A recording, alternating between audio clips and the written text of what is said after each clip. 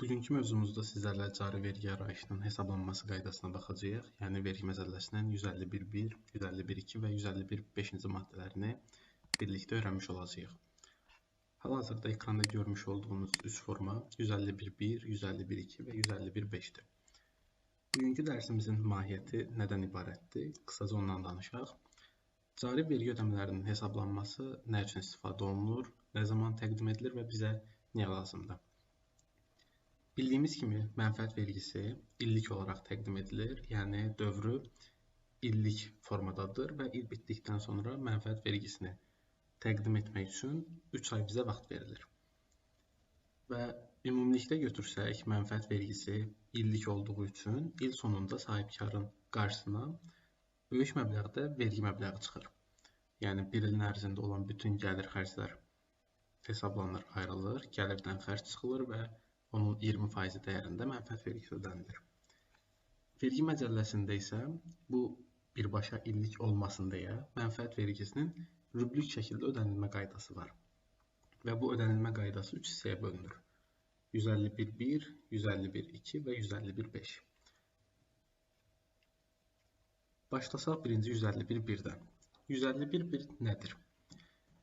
Vergi məcəlləsinin 151.1-ci maddəsini biz təqdim etmirik. Fərz edək ki, biz keçən il 7228 manat mənfəət vergisi ödəmişik.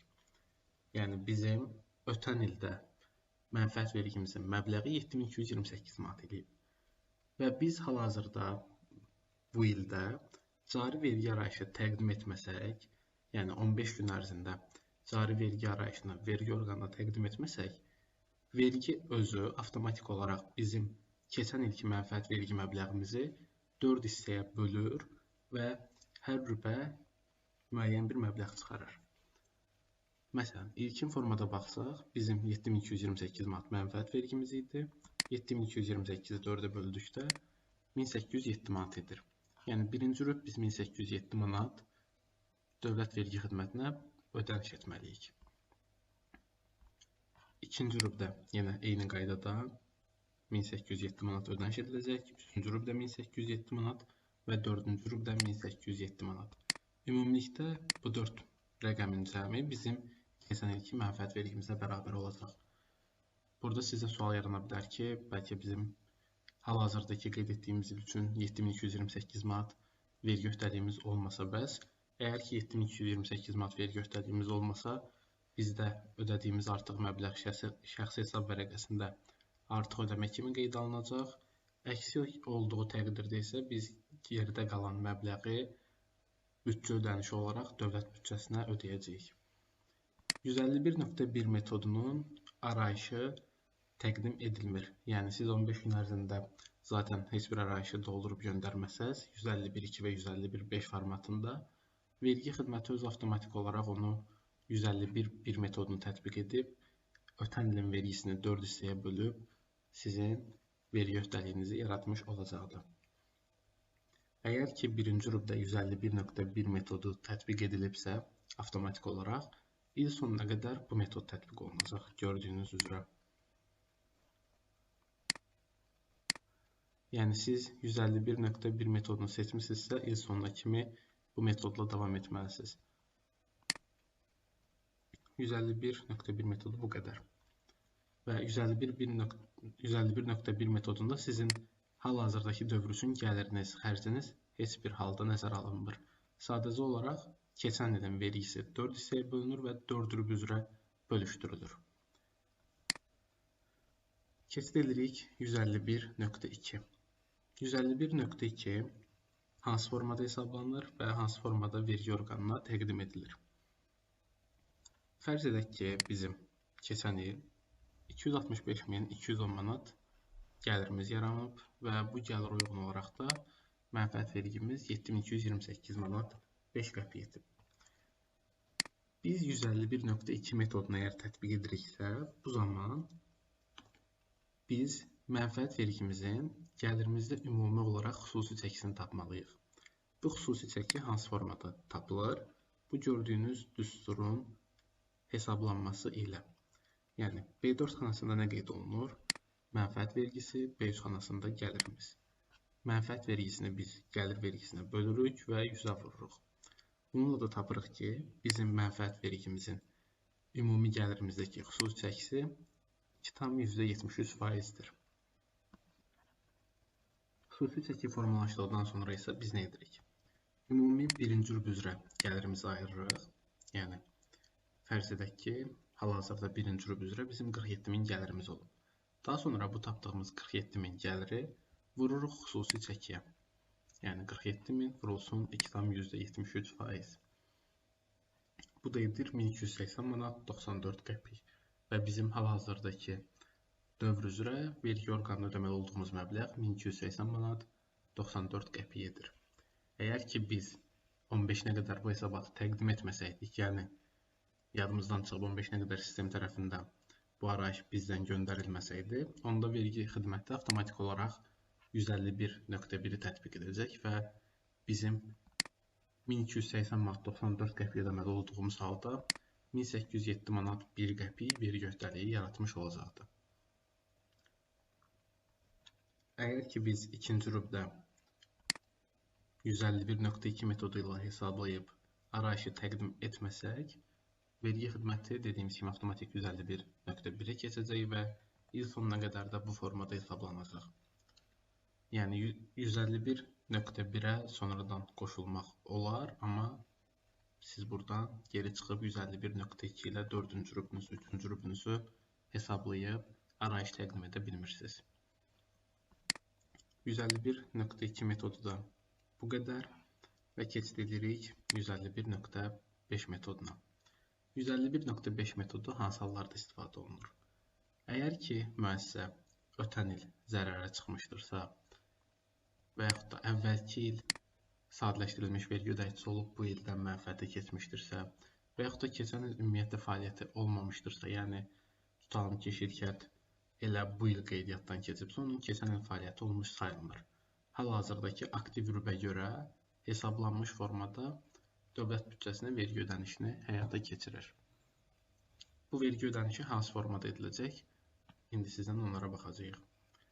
Fərz edək ki, birinci rüb üzrə bizim gəlirimiz 38.058 manat edib, xərcimiz isə 18.000 manat. Belə olduğu halda bizim mənfəətimiz gəlirdən xərc çıxılır və qalır yerdə 20.058 manat. Və biz tapdığımız 20.058 manatı 20%-ə vurub 75%-ə vurduqdan sonra birinci rüb üçün aktiv şəkildə 3008 manat 70 qəpik cari vergi ödəməsi həyata keçirməliyik. Sadəcə olaraq 151.5 metodu artan yekunla gəlir və xərcin həcminə nəzərə alındıraraq hesablanır.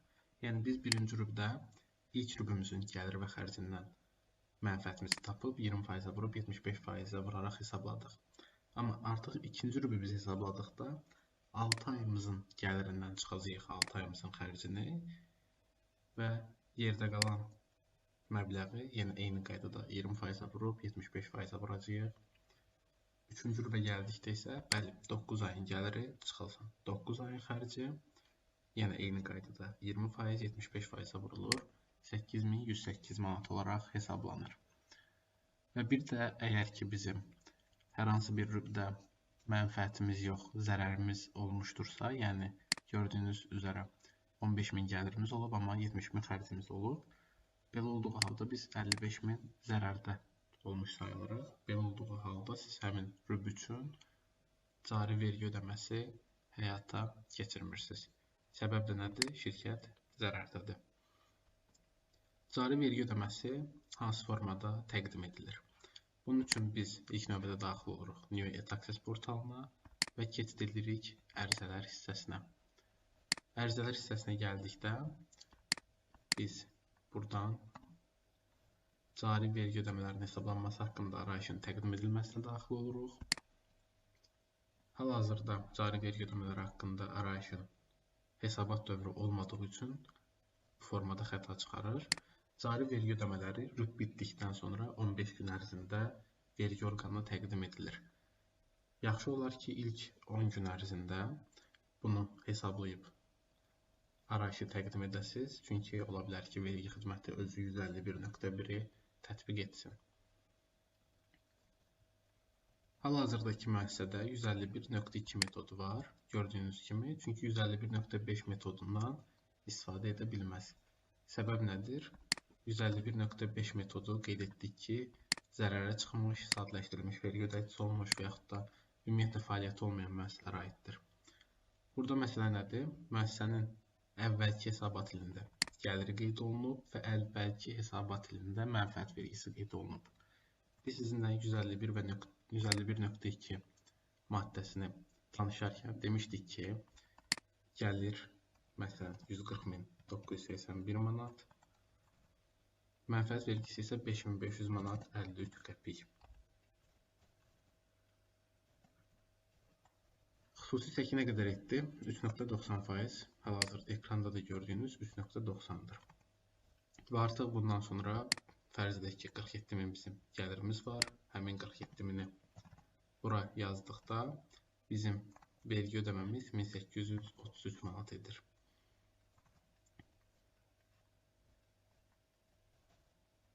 Və buradan imzala göndərə vurub, imzalayıb arayışı təqdim edirik. Yuxarıda qeyd olunan kassa hesablama metodu isə nəyi bildirir? Biz əgər mikro sahibkarlıqsa, kassa və hesablama metodunu seçməkdə sərbəstlik. Ya kassa metodunu seçə bilərik, ya hesablama metodunu. Əgər ki, biz kiçik orta iri sahibkarlıqsa, mütləq şəkildə hesablama metodunu tətbiq etməliyik. Kassa metodu pulun şirkətə daxil olduğu anda uçotu qurmağa doğru yönəlmişdir. Hesablama metodu isə accrual accounting olaraq adlanır. Burada məsələ nədir? Siz artıq qayməni təqdim etmişsinizsə, deməli gəliriniz yaranıb. Və yaxud da sizə qaymə gəlibsə, sizə mal hələ gəlib çatmayıb, ödəniş etməsəniz də, qaymə gəldiyi anda sizin xərciniz yaranır. Kassa metodu pulun daxil olduğu anda, hesablama metodu isə xidmətin göstərildiyi anda gəlir yaratmış olur. İmzalı göndəri vurduqdan sonra arayışı təqdim edə bilərik. Biz ötən ilin cari vergi arayışına baxsaq, məsələn, sistemə keçid eləsək, buradan 2024-cü il axtarırıq.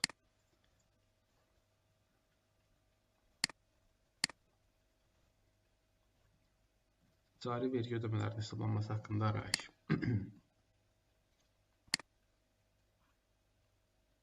Arayışa baxsaq görürük ki, müəssisənin artan yekunlu gəlirinin həcmi yazılıb 2330 manat və seçdiyi metod növü nəyi bildirir? 151.5-i. 151.5-də demişdik ki, sadəcə bu üç halda istifadə olunur. Hal-hazırda göstərdiyimiz şirkət fəaliyyəti olmadığına görə, yəni yeni yaranan bir şirkət olduğu üçün 151.5 metodunu istifadə etmişdik 2024-cü ildə. Və gördüyünüz kimi 20.330 manat müəssisənin gəliri var. Hesabat ili üzrə artan yekuna xərclərin həcmi yoxdur. 20.330 manat və 0 xərc. Belə olduğu halda cari vergi ödəməsinin həcmi nə qədər olaraq hesablanmışdır? 3049 manat 50 qəpik və müəssisə 3049 manat 50 qəpiyi dövlət büdcəsinə ödənilməlidir.